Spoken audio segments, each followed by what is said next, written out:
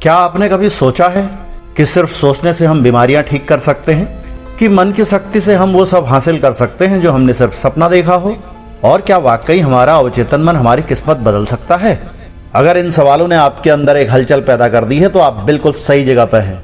नमस्कार दोस्तों, ये है the power of your subconscious mind series का दूसरा भाग। पिछले वीडियो में हमने पहले और दूसरे चैप्टर को डिकोड किया था, जहां हमने जाना कि कैसे हमारा अवचेतन मन हमारी सोच, आदतें और हकीकत को गहराई से प्रभावित करता है। अगर आपने वो पार्ट मिस कर दिया है तो डिस्क्रिप्शन में लिंक है, पहले उसे जरूर देखें। और आज हम बढ़ रहे हैं 3 और जबरदस्त चैप्टर्स की ओर। तीसरा चैप्टर जो हमें बताता है कि आपका मन आपकी हेल्थ को कैसे कंट्रोल कर सकता है। चौथा चैप्टर जो खोलता है विश्वास और आत्मसंवाद की अद्भुत ताकत को। और 5वां चैप्टर जहां छुपा है आपकी क्रिएटिव पावर को अनलॉक करने का राज। तो अगर आप अपने सबकॉन्शियस माइंड की असली ताकत को जानना चाहते हैं तो इस वीडियो को 1 सेकंड के लिए भी स्किप मत करना। चलिए अब उतरते हैं अपने मन की उस दुनिया में जो चुपचाप लेकिन पूरी ताकत से आपकी जिंदगी को गढ़ रही है।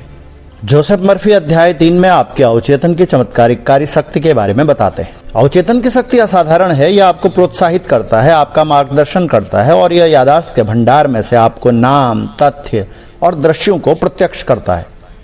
आपके अवचेतन ने आपके दिल की धड़कन शुरू की। यह आपके रक्त प्रवाह को नियंत्रित करता है, आपके पाचन को नियमित उसको आत्मसात और अवशेष को निष्कासित करता है। जब आप एक ब्रेड का टुकड़ा खाते हैं तब आपका अवचेतन मस्तिष्क इसको ऊतकों, मांसपेशियों, हड्डियों और रक्त में परिवर्तित करता है। यह प्रक्रिया पृथ्वी के किसी भी सबसे बुद्धिमान व्यक्ति के बस से बाहर है। आपका अवचेतन मस्तिष्क आपके शरीर की सभी महत्वपूर्ण प्रक्रियाओं और क्रियाओं को नियंत्रित करता है। साथ ही आपकी सभी कठिनाइयों का जवाब और हल भी इसे पता है। आपका अवचेतन कभी भी सोता नहीं है, नहीं आराम करता है। यह हमेशा अपना कार्य करता है। आप अपने अवचेतन की चमत्कारिक शक्ति को जान सकते हैं। केवल अपने अवचेतन को सोने से पहले बताएं कि आप किसी विशिष्ट चीज को पाना चाहते हैं। आपको यह जानकर प्रसन्नता होगी कि आपके अंदर की ताकतें बाहर निकलकर आपको इच्छित परिणाम की ओर ले जाएंगी। यहाँ एक ऐसी ताकत और बुद्धिमत्ता का स्रोत है जो आपको सर्वोत्तम शक्ति अथवा उस शक्ति से संपर्क कराती है जो पूरे विश्व को चलाती है, जो ग्रहों के क्रम का मार्गदर्शन करती है और सूरज के प्रकाश का कारण बनती है। जोसेफ मर्फी ने 1955 में भारत के ऋषिकेश शहर में योगा फॉरेस्ट विश्वविद्यालय में व्याख्यान दिया था। वहां उन्होंने बंबई के एक सर्जन से बातें की और उस बंबई के सर्जन ने उन्हें बंगाल में काम कर रहे स्कॉटलैंड के सर्जन डॉक्टर जेम्स एसडेल के बारे में बताया।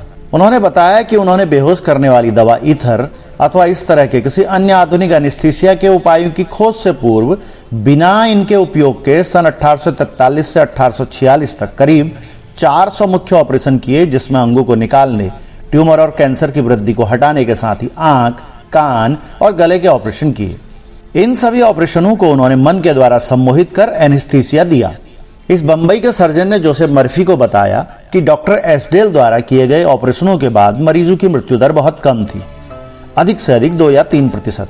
बिना किसी एनेस्थीसिया दिए जाने के बावजूद इन मरीजों को किसी दर्द की अनुभूति नहीं हुई और न ही ऑपरेशन के दौरान किसी की मृत्यु हुई। डॉक्टर एसडेल ने सम्मोहन की स्थिति में अपने सभी मरीजों के अवचेतन मस्तिष्क को सुझाव दिया कि ऑपरेशन के दौरान कोई संक्रमण अथवा जहर फैलने जैसी स्थिति नहीं होगी। और आपको ध्यान में रखना चाहिए कि यह घटना लुईस पाश्चर, जोसेफ लिस्टर और अन्य वैज्ञानिकों से पहले की थी, जिन्होंने बीमारी की वजह बैक्टीरिया को और संक्रमण की वजह उपकरणों का साफ न होना और वायरस बताया था। और इसके पीछे कारण था डॉक्टर एसडेल द्वारा अपने सम्मोहित मरीजों के अवचेतन मस्तिष्क को सुझाव देना। मरीजों ने सुझाव की प्रकृति के अनुरूप प्रतिक्रिया दी। यह बड़े अचरज का विषय है कि 120 वर्ष पूर्व कैसे एक सर्जन ने अवचेतन मस्तिष्क की चमत्कारिक जादुई कार्य शक्ति को खोज लिया था। जब आप रुककर अपने अवचेतन मस्तिष्क की अति उत्तम शक्ति के बारे में सोचते हैं तो क्या आप इस गूढ़ रहस्य से विस्मित नहीं हो जाते? इसकी अति संवेदनशील अनुभूति जैसे दिव्य स्रोत, समय और स्थान से मुक्ति, सभी प्रकार के दर्द और पीड़ा से मुक्ति, आपके किसी भी प्रकार की और कैसी भी कठिनाइयों को दूर करने की क्षमता के बारे में सोच, यह सब कई और अन्य अनुभव आपको दिखाते हैं कि आपके अंदर एक शक्ति और ज्ञान है जो आपके ज्ञान को दूर तक ले जाते हैं, जिससे आप इसके चमत्कार पर अचंभित होते हैं। ये अनुभव आपको आनंद देते हैं और आपके अवचेतन मस्तिष्क की अपनी चमत्कारिक कार्य शक्ति पर विश्वास बढ़ाते हैं। आपका अवचेतन आपके जीवन की एक पुस्तक है। जिस प्रकार के विचार, विश्वास, मत, सिद्धांत अथवा नीति आप अपने अवचेतन पर लिखते हैं, गढ़ते हैं या निशान बनाते हैं, आपको उनका अनुभव एक परिस्थिति, वातावरण और घटनाओं जैसे लक्षित अभिव्यक्ति के रूप में होता है। जो कुछ भी आप अंदर लिखते हैं उसका अनुभव आपको बाहर होता है।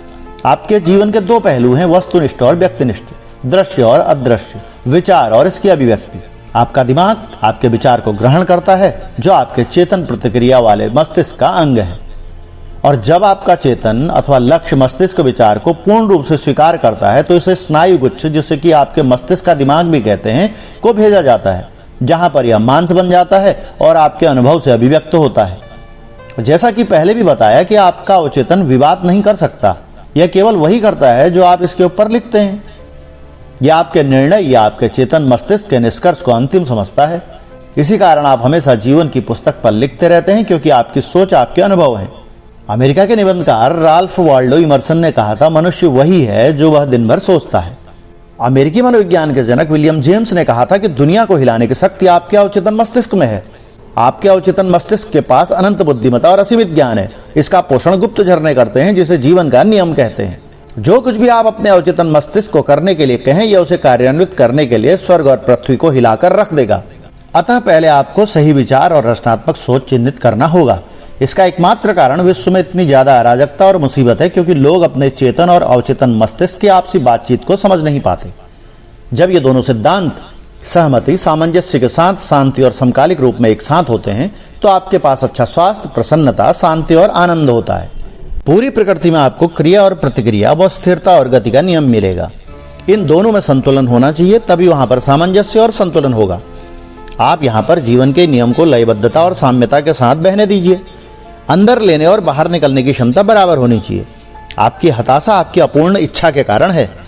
यदि आप नकारात्मक, विनाशकारी और दुष्टतापूर्ण ढंग से सोचेंगे तो ये विचार विनाशकारी भावनाओं को पैदा करेंगे, जिसकी अभिव्यक्ति जरूर होगी और इसके लिए बाहर निकलने का रास्ता खोजेंगी। ये भावनाएं नकारात्मक प्रवृत्ति की होने की वजह से अक्सर अल्सर, दिल की परेशानी, तनाव और चिंता द्वारा दिखाई देंगी। अब अपने बारे में आपका क्या विचार और भावनाएं हैं? आपके शरीर का हर अंग इन्हें दर्शाता है। आपका जोश, शरीर, आर्थिक स्थिति, दोस्तों और समाज में आपका स्थान आपके अपने विचारों का उत्तम प्रतिबिंब है। इसका वास्तविक अर्थ है कि जो कुछ आपके अवचेतन मन में अंकित है, वही आपके जीवन की हर अवस्था में दिखता है। जब हम नकारात्मक विचारों को ध्यान में रखते हैं, तब हम स्वयं को चोट पहुंचाते हैं। ध्यान कीजिए, कितनी ही बार आपने गुस्सा होकर, डर से, ईर्ष्या और बदले की भावना से अपने आप को घायल किया है। यह जहर है जो आपके अवचेतन मस्तिष्क में चला जाता है। आप ऐसी नकारात्मक प्रवृत्ति के साथ पैदा नहीं हुए थे। यदि अपने अवचेतन मस्तिष्क को जीवन देने वाले विचारों से पोषित करेंगे, तो आप उसके अंदर बैठी सभी नकारात्मक वृत्तियों को मिटा देंगे। आप जैसे ही ऐसा करना शुरू करेंगे, आपका अतीत साफ हो जाएगा और ऐसा कुछ भी याद नहीं रहेगा। आपको यह भी जानना जरूरी है कि अवचेतन त्वचा के दोष को भी ठीक कर सकता है। व्यक्तिगत उपचार अवचेतन मन की उपचार शक्ति का सबसे बड़ा उदाहरण है। जोसेफ मर्फी ने कई वर्ष पूर्व प्रार्थना द्वारा त्वचा के दोष को ठीक किया था। चिकित्सीय उपचार जबकि उसके विकास को रोक नहीं पाए थे और यह दिन पर दिन खराब हो रहा था। इसके लिए मर्फी ने रोगी को सरल भाषा में प्रार्थना करवाई कि मेरा शरीर और इसके सभी अंगों की मेरे अवचेतन मस्तिष्क के अनंत ज्ञान ने रचना की। यह जानता है कि मुझे कैसे स्वस्थ करना है।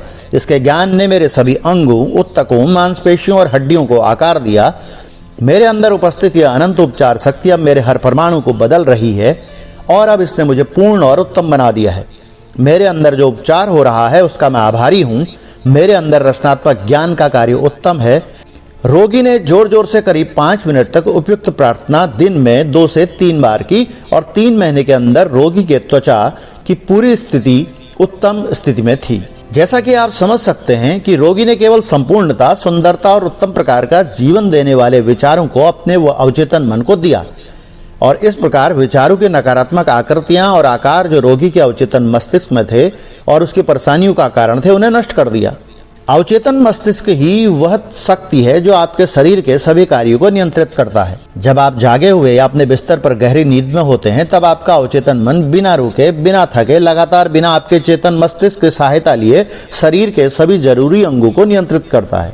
उदाहरण के लिए, जब आप सोए रहते हैं तब भी आपका हृदय लय में धड़कना जारी रखता है। आपके फेफड़े आराम नहीं करते और सांस लेने और छोड़ने की प्रक्रिया जारी रखते हैं, जिसकी वजह से आपका रक्त ताजी हवा सोखता है। यह सब वैसे ही चलता रहता है जैसे यह आपकी जागृत अवस्था में चल रहा था। आपका अवचेतन आपकी पाचन प्रक्रियाओं और ग्रंथियों का रिसाव करता है, साथ ही आपके शरीर के अन्य रहस्यमय संचालन पर नियंत्रण रखता है। आपके चेहरे के बाल बढ़ते रहते हैं, चाहे आप जगें या फिर सोए हुए हों। और वैज्ञानिक हमें बताते हैं कि त्वचा जागने की अपेक्षा सोते समय अधिक पसीना निकालती है। आपकी आंखें, कान और अन्य इंद्रियां सोने के दौरान भी सक्रिय रहती हैं। उदाहरण के तौर पर हमारे कई महान वैज्ञानिकों को अपनी जटिल समस्याओं का उत्तर तब मिला जब वे सोए हुए थे। उन्होंने स्वप्न में अपना जवाब देखा।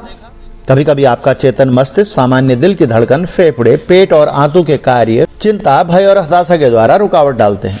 कभी कभी आपका चेतन मस्तिष्क सामान्य दिल की धड़कन, फेफड़ों, पेट और आंतों के कार्य में परेशानी, चिंता, भय और हताशा के द्वारा रुकावट डालता है। विचारों की ऐसी आकृति आपके अवचेतन मस्तिष्क के सामंजस्यपूर्ण कार्य में बाधा डालती है।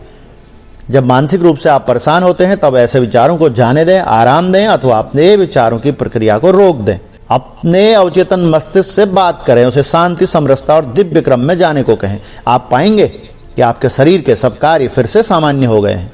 अपने अवचेतन मस्तिष्क को दृढ़ता और अधिकार पूर्वक कहें कि वह आपके आदेशों का पालन करेगा। आपका अवचेतन आपके जीवन को सुरक्षित रखेगा और किसी भी कीमत पर आपको स्वस्थ रखेगा।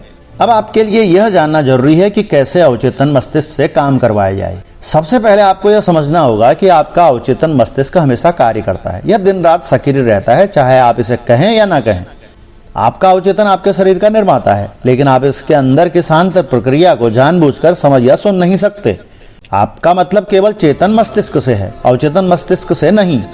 केवल अपने चेतन मस्तिष्क को उत्तम की अपेक्षा करते हुए व्यस्त रखिए और सुनिश्चित करें कि आपके विचार, जिन्हें आप अक्सर सोचते हैं, वे सुंदर, सच, न्यायपूर्ण और अच्छी खबर वाले हों। जब आप अपने चेतन मस्तिष्क का ध्यान रखना शुरू करें, अपने दिल और दिमाग में आप जानते हैं कि आपका अवचेतन हमेशा आपकी आदत के अनुसार व्यक्त पुनरुत्पत्ति अभिव्यक्त करता रहता है। याद रखें, जल जिस प्रकार उस पाइप का आकार ले लेता है जिससे होकर यह बहता है, उसी प्रकार जीवन का सिद्धांत आपके विचारों के अनुसार बहता है। अधिकार पूर्वक दावा करें कि अवचेतन में बहने वाली निरोग शक्ति आपके अंदर सामंजस्यता, स्वास्थ्य, शांति, आनंद और प्रचुरता के साथ बढ़ रही है। यहाँ पर जोसेफ मर्फी ने फ्रांस की मैडम बायर का एक जाना माना प्रमाणिक उदाहरण दिया है कि किस प्रकार से अवचेतन के उपचार के माध्यम से खराब दृष्टि तंत्रिका को बहाल किया गया। अभी तक बताई गई बातों में से कुछ बातें आपके लिए याद करने और विचार करने योग्य हैं। वह यह है कि आपका अवचेतन मस्तिष्क आपके शरीर की सभी जरूरी क्रियाओं पर नियंत्रण रखता है और उसे सभी परेशानियों का जवाब पता है। सोने से पहले अपने अवचेतन मन से विशेष निवेदन करें, इसकी चमत्कारिक शक्ति को स्वयं पर सिद्ध होने दें।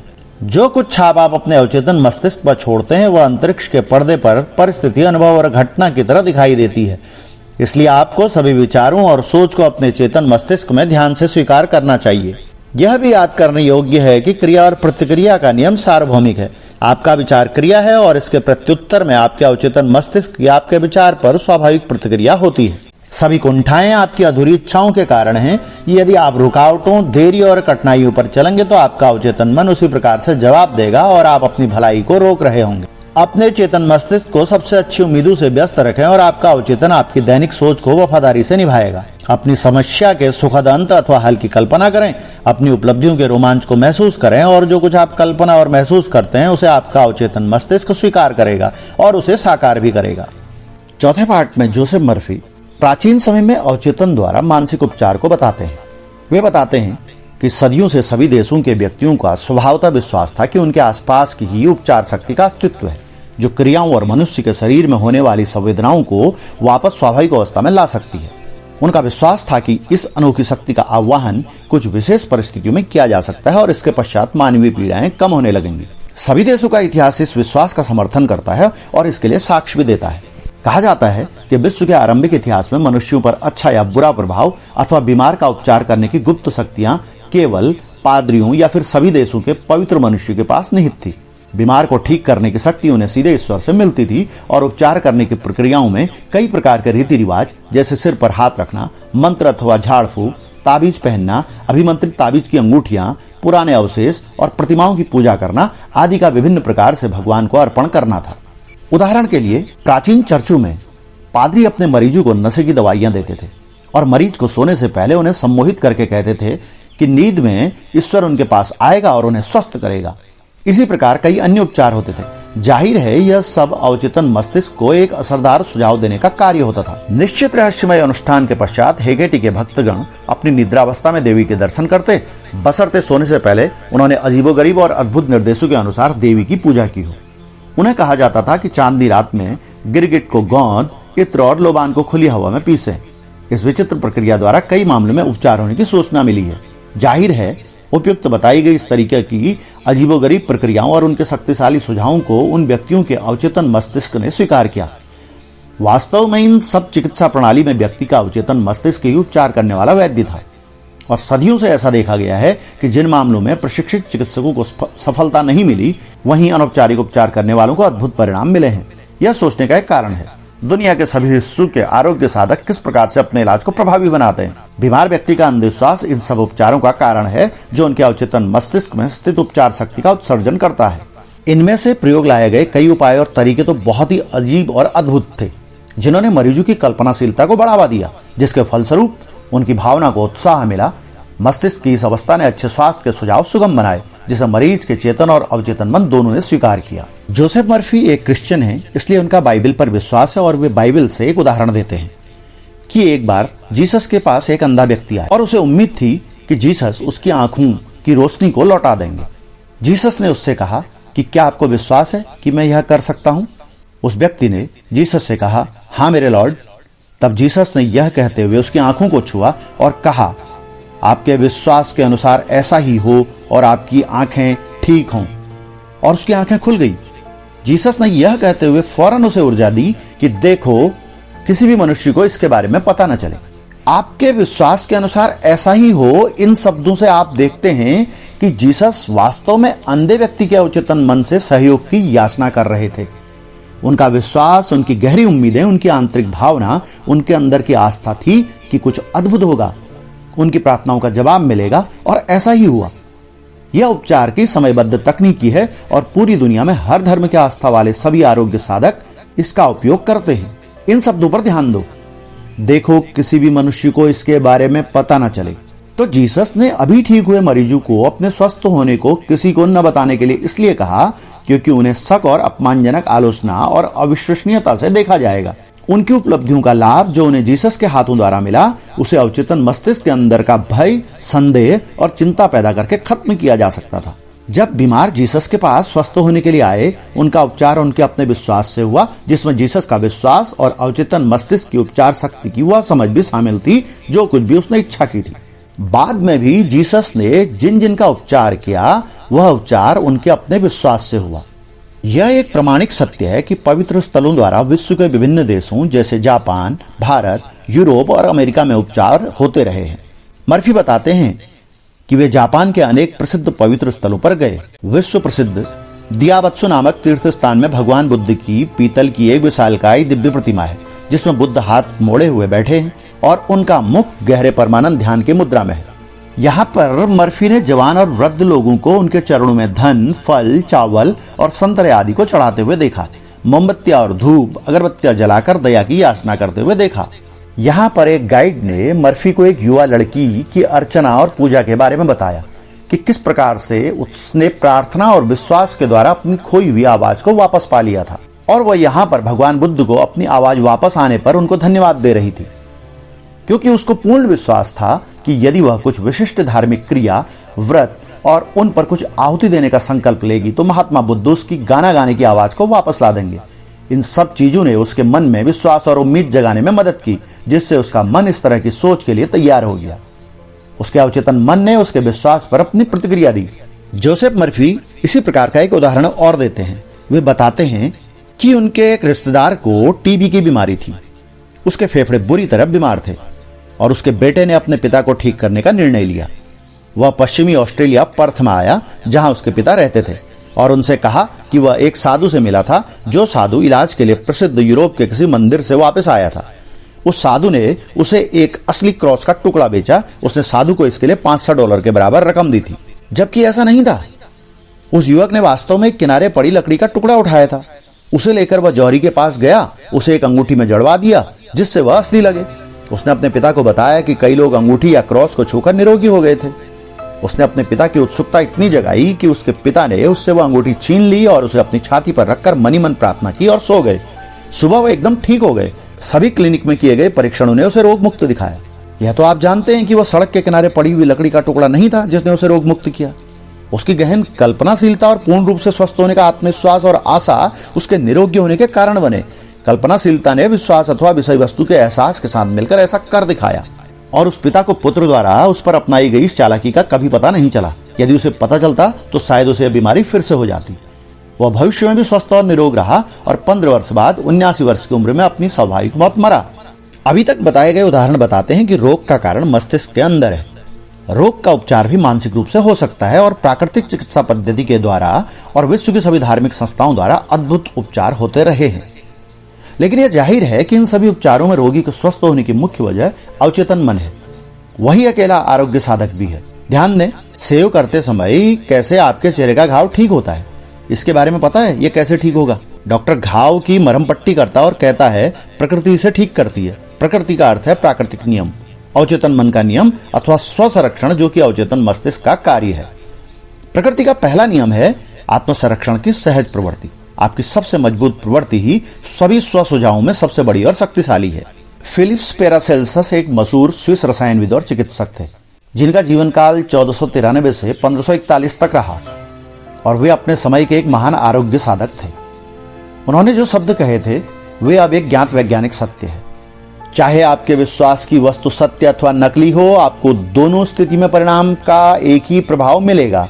इसलिए यदि मैं किसी संत की मूर्ति पर विश्वास करता हूं, जैसा कि मैं स्वयं संत पर करता, मुझे उसी प्रकार का नतीजा मिलता जो मुझे संत पर विश्वास करने पर मिलता।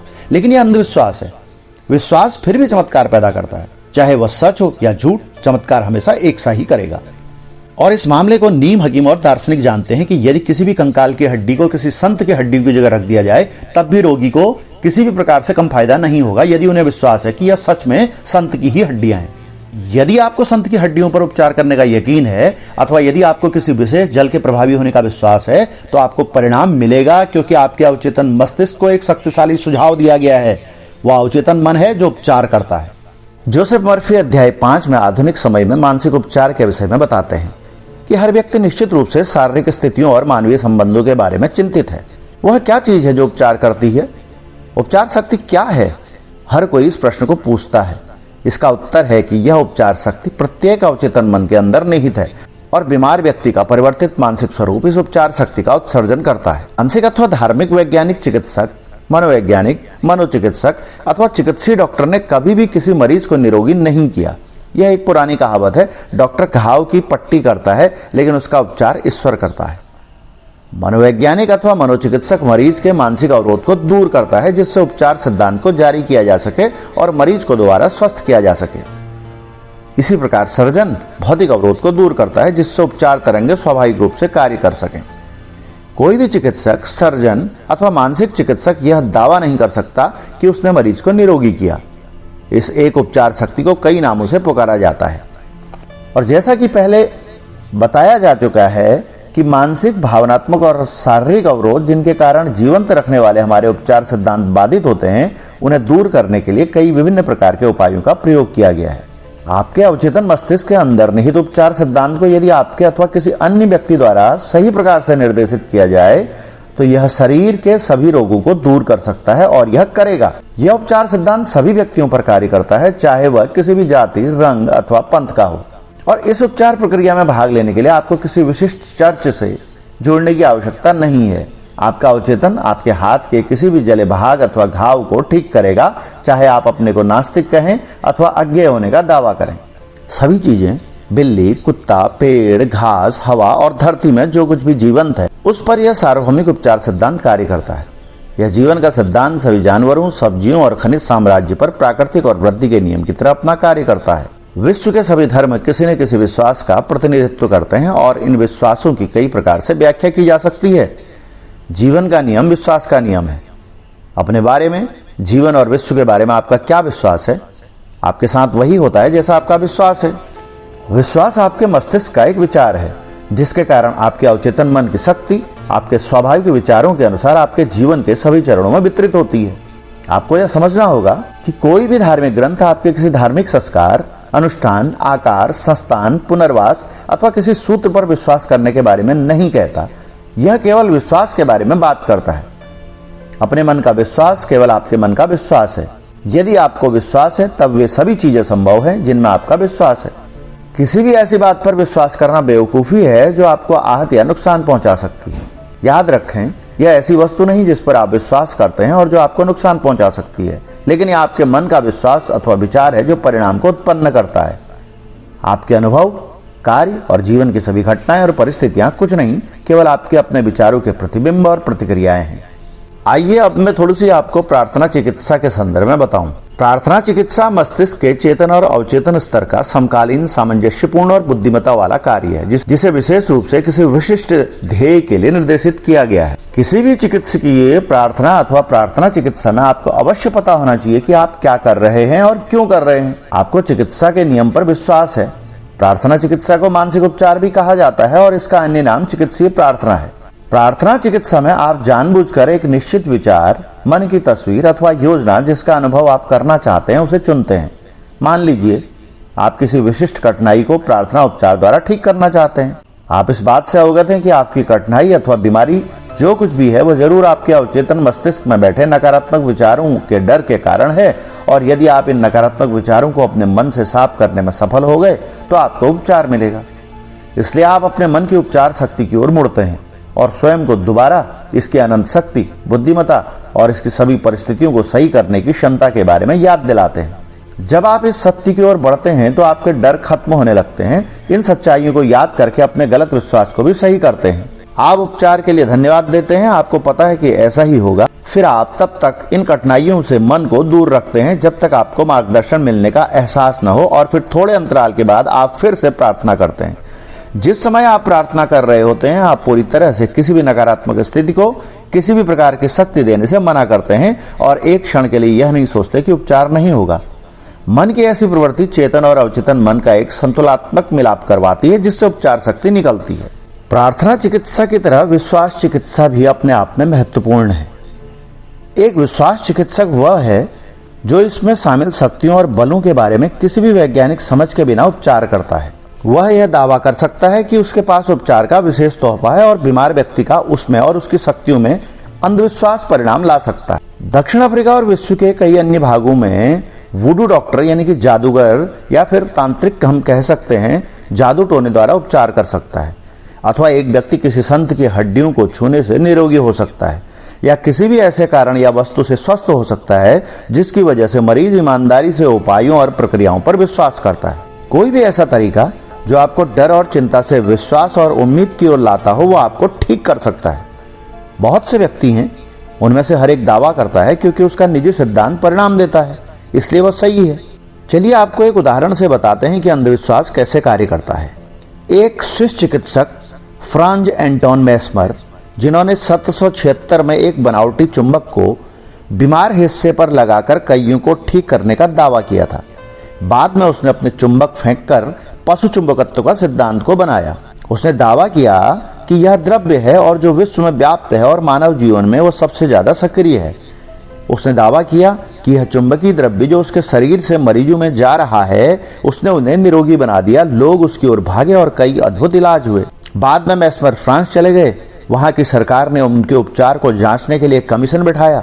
उसमें चिकित्सक और साइंस एकेडमी के सदस्य, जिसमें बेंजामिन फ्रैंकलिन भी शामिल थे, और एक रिपोर्ट में मेस्मर के दावों के तथ्यों को पेश किया गया, लेकिन उन्होंने बताया कि उनके चुंबकीय द्रव्य सिद्धांत की सत्यता का कोई प्रमाण नहीं मिला और कहा कि इस प्रकार के प्रभाव मरीजों की कल्पना की वजह से थे। और इसके तुरंत बाद मेस्मर को देश निकाला दे दिया गया और उनकी मृत्यु 1815 में हो गई। उसके थोड़े समय बाद मैनचेस्टर के डॉक्टर बेड ने दिखाया कि चुंबकीय द्रव्य का डॉक्टर मेस्मर के इलाज में कोई लेना देना नहीं था। डॉक्टर बेड ने पाया कि मरीजों को सुझाव द्वारा सम्मोहित किया जा सकता है, जिसके दौरान विख्यात घटना जिसे मेस्मर ने चुंबकीय नाम दिया था को उत्पन्न किया जा सकता है। अब आप यह आसानी से समझ सकते हैं कि यह सब इलाज निश्चित रूप से मरीजों की कल्पनाशीलता के साथ ही उनके अवचेतन मन को भी दिए गए अच्छे स्वास्थ्य का शक्तिशाली सुझाव था। इन सबको अंधविश्वास भी कहा जा सकता है क्योंकि लोगों में जानने की समझ नहीं थी कि उन उपचारों को कैसे किया गया। इसका तात्पर्य है कि जो कुछ भी आपका चेतन विश्वास है, यदि आप उस विश्वास को सक्रिय अथवा निष्क्रिय होकर स्वीकार करेंगे तो आपका अवचेतन मन सुझाव से नियंत्रित होगा और आपकी इच्छा पूर्ण होगी। प्रार्थना और विश्वास उपचार की तरह अनुपस्थित उपचार भी होता है। अनुपस्थित उपचार को मर्फी ने एक उदाहरण से समझाया है और उन्होंने बताया कि हाल ही में लॉस एंजल्स में हमारे रेडियो कार्यक्रम के एक श्रोता ने न्यूयॉर्क में अपनी माँ, जिनकी कोरोनरी धमनी में खून का जमाव हुआ था, उनके लिए इस प्रकार से प्रार्थना की और उसकी माँ को कुछ दिनों बाद अभूतपूर्व स्वास्थ्य लाभ हुआ, जिसे देखकर विशेषज्ञ को बहुत आश्चर्य हुआ। उसने उसकी ईश्वर पर गहरी आस्था के लिए उसे बधाई दी। तो जिस प्रकार का परिणाम जो उसकी बेटी के मन में आया, उसने मन के रचनात्मक नियम को जीवन के विषय परक की ओर गति दी, जिसने स्वयं को उसकी मां के शरीर में उत्तम स्वास्थ्य और सामंजस्यता का रूप प्रकट किया। जो कुछ बेटी ने अपनी मां के लिए सच की तरह महसूस किया, उसी समय उसकी मां को वह अनुभव के रूप में महसूस हुआ। तो मन के सिद्धांत में समय या जगह जैसा कुछ भी नहीं है। वास्तव में अनुपस्थित उपचार और उपस्थित उपचार में कोई अंतर नहीं है। अभी तक बताई गई बातों का अगर निष्कर्ष रूप में कहें तो अपनी याचना अथवा इच्छाओं को अवचेतन मन को भेजने के लिए एक निश्चित योजना बनाएं। अपनी इच्छा के अंतिम परिणाम की कल्पना कीजिए और उसकी वास्तविकता को अनुभव कीजिए। इसका अनुसरण कीजिए, आपको निश्चित परिणाम मिलेंगे।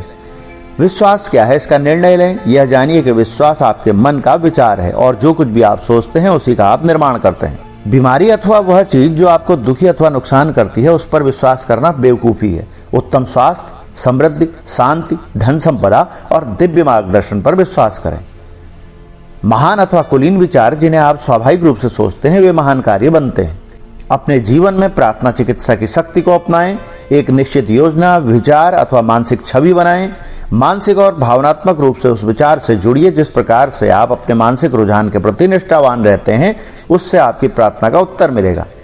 याद रखें, यदि आप वाकई उपचार की शक्ति चाहते हैं तो आप इसे विश्वास के द्वारा पा सकते हैं, जिसका अर्थ है आपके चेतन और अवचेतन मस्तिष्क की कार्यशैली का ज्ञान।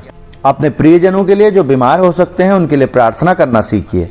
अपने मस्तिष्क को शांत कीजिए और अपने स्वास्थ्य, जीवन, प्राण और उत्कृष्टता जो एक सार्वभौमिक विषय परक मन के द्वारा काम करते हैं, उसे आपका प्रियजन महसूस करेगा। यह उसके मन में पुनर्जीवित होगा। तो दोस्तों, ये थे the power of your subconscious mind के तीसरे, चौथे और पांचवें चैप्टर्स, जहां हमने जाना कि कैसे आपका अवचेतन मन न सिर्फ आपके शरीर को ठीक कर सकता है, बल्कि आपकी सोच, आपके विश्वास और आपकी रचनात्मकता को भी नई दिशा दे सकता है। अब सवाल यह है कि क्या आप इस ज्ञान को सिर्फ सुनकर छोड़ देंगे या इसे अपनी जिंदगी में आजमाकर एक असली बदलाव लाएंगे। अगर आपको ये वीडियो अच्छा लगा तो इसे लाइक जरूर करें, अपने दोस्तों के साथ शेयर करें जिन्हें ये समझने की जरूरत है, और चैनल को सब्सक्राइब करना न भूलें, क्योंकि अगली वीडियो में हम इस किताब के और भी गहरे चैप्टर्स लेकर आने वाले हैं, जो आपके अवचेतन मन की शक्ति को और भी गहराई से उजागर करेंगे। आपका सबकॉन्शियस माइंड आपकी बात सुन रहा है, तो जो सोचेंगे वही बनेंगे। मिलते हैं अगले वीडियो में, तब तक के लिए सोचिए सही, विश्वास रखिए और अपने मन की शक्ति को जगाइए।